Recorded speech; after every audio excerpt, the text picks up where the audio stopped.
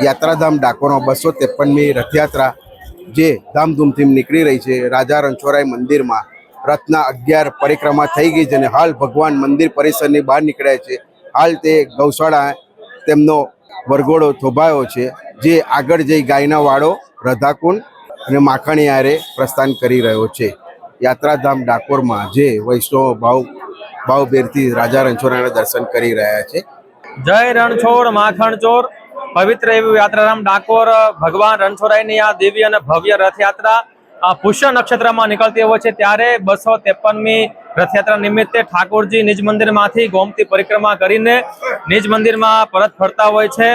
આ વખતની જે યાત્રા છે એ અમારી જે ડાકા રણછોડરાય ભગવાન જે ટેમ્પલ કમિટી દ્વારા જે મૂળ પરંપરા, જે આપણી જે વૈદિક સનાતન પરંપરા મુજબ નીકળતી હોય છે। અહીંયા કોઈ પ્રોટોકોલ, વીઆઈપી કલ્ચર હોતું નથી। અહીંયા ફક્ત ભક્ત અને ભગવાન આ બંનેનો એક તાદાત્મ્ય જે સાધતું હોય તે અમારું ડાકોર ટેમ્પલ કમિટી રાજા રણછોડરાય મંદિર છે। અહીંયા હજારો અને લાખોની સંખ્યામાં હરિભક્તો આ રથયાત્રાની રાહ જોતા હોય છે।